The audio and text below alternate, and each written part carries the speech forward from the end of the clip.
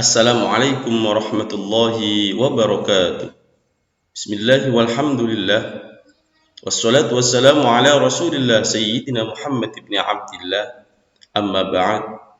Puji syukur kita panjatkan kehadirat Allah subhanahu wa ta'ala. Pada kesempatan kali ini kita akan membahas saling menasehati dalam Islam. Pengertian tabligh. Tabligh artinya menyampaikan, memberitahukan dengan lisan. Sedangkan menurut istilah, tabligh adalah kegiatan menyampaikan pesan Allah Subhanahu wa taala secara lisan kepada satu orang muslim atau lebih untuk diketahui dan diamalkan isinya. Misalnya, Rasulullah Shallallahu alaihi wasallam memerintahkan kepada sahabat yang datang di majelisnya untuk menyampaikan suatu ayat kepada sahabat yang tidak hadir. Dalam pelaksanaan tabligh, seorang muballigh atau orang yang menyampaikan tabligh biasanya menyampaikan tablighnya dengan gaya dan retorika yang menarik. Ada pula istilah tabligh akbar, yaitu kegiatan menyampaikan pesan Allah Subhanahu wa taala dalam jumlah pendengar yang cukup banyak. Pentingnya tabligh, salah satu sifat wajib Rasulullah Shallallahu alaihi wasallam adalah tabligh, yakni menyampaikan wahyu dari Allah kepada umatnya. Semasa Nabi Muhammad Shallallahu alaihi wasallam masih hidup, seluruh waktunya dihabiskan untuk menyampaikan wahyu kepada umat. Setelah Rasulullah Shallallahu alaihi wasallam wafat, kebiasaan ini dilanjutkan oleh para sahabatnya, para tabi'in dan tabi'it tabi'in, pengikut sahabat Nabi.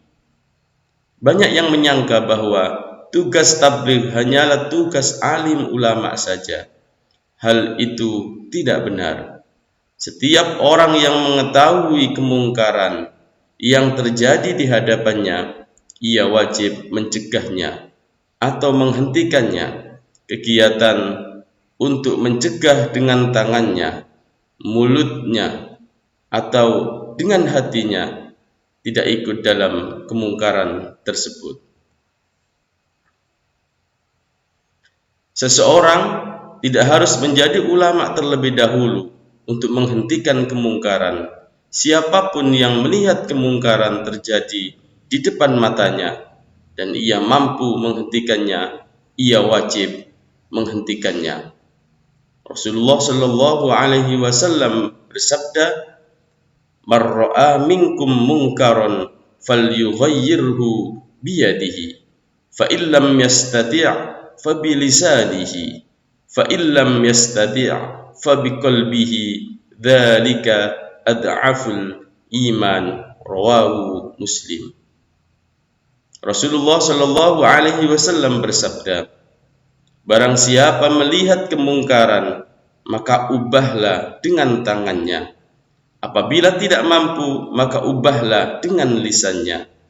Apabila tidak mampu, maka dengan hatinya. Tidak mengikuti kemungkaran tersebut, dan itu selemah-lemahnya iman. Syarat seorang muballigh.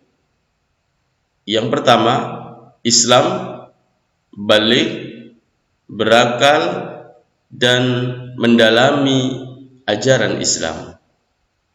Etika dalam menyampaikan tabligh. 1. Bersikap lemah lembut, tidak kasar dan tidak merusak. 2. Menggunakan bahasa yang mudah dimengerti. 3. Mengutamakan musyawarah dan berdiskusi untuk memperoleh kesepakatan bersama. 4. Materi dakwah yang disampaikan harus mempunyai dasar hukum yang kuat dan jelas sumbernya. Yang kelima, menyampaikan dengan ikhlas dan sabar, sesuai dengan kondisi psikologis dan sosiologis para pendengarnya, atau penerimanya. Dan yang keenam, tidak menghasut orang lain untuk bermusuhan, untuk merusak, berselisih, dan mencari-cari kesalahan orang lain. Selanjutnya adalah dakwah. Dakwah artinya adalah memanggil, menyeru, mengajak pada suatu hal. Menurut istilah, dakwah adalah kegiatan mengajak orang lain, seseorang atau lebih ke jalan Allah Subhanahu wa taala secara lisan atau perbuatan. Di sini dikenal adanya dakwah bil lisan, dakwah bil hal. Kegiatan dakwah bukan hanya ceramah, tapi juga aksi sosial yang nyata. Misalnya santunan anak yatim, sumbangan untuk membangun fasilitas umum, dan lain sebagainya. Orang yang melaksanakan dakwah disebut da'i. Sedangkan ketentuan-ketentuan yang harus diperhatikan dalam berdakwah adalah seperti berikut.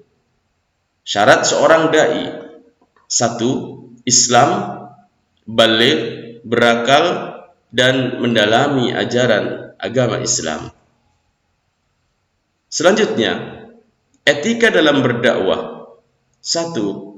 Dakwah dilaksanakan dengan hikmah atau ucapan yang jelas, tegas, dan sikap yang bijaksana.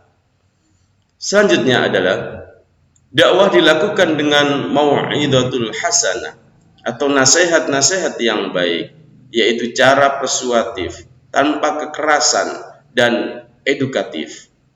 3. Dakwah dilaksanakan dengan memberi contoh yang baik atau uswatun hasanah. Dan yang keempat, dakwah dilakukan dengan mujahadah atau mujadalah, yaitu diskusi atau tukar pikiran yang berjalan secara dinamis dan santun serta menghargai pendapat orang lain.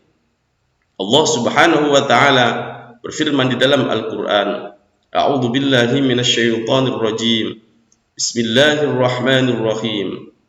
Ud'u ila sabili rabbika bil hikmati wal mau'izatil hasanah wajadilhum billati hi ahsan inna rabbaka huwa a'lamu biman dhalla an sabili wa huwa a'lamu bil muhtadin.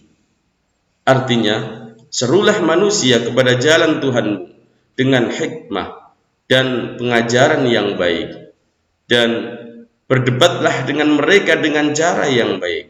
Sesungguhnya Tuhanmu, dialah yang lebih mengetahui siapa yang sesat dari jalannya, dan dialah yang lebih mengetahui siapa yang mendapatkan petunjuk.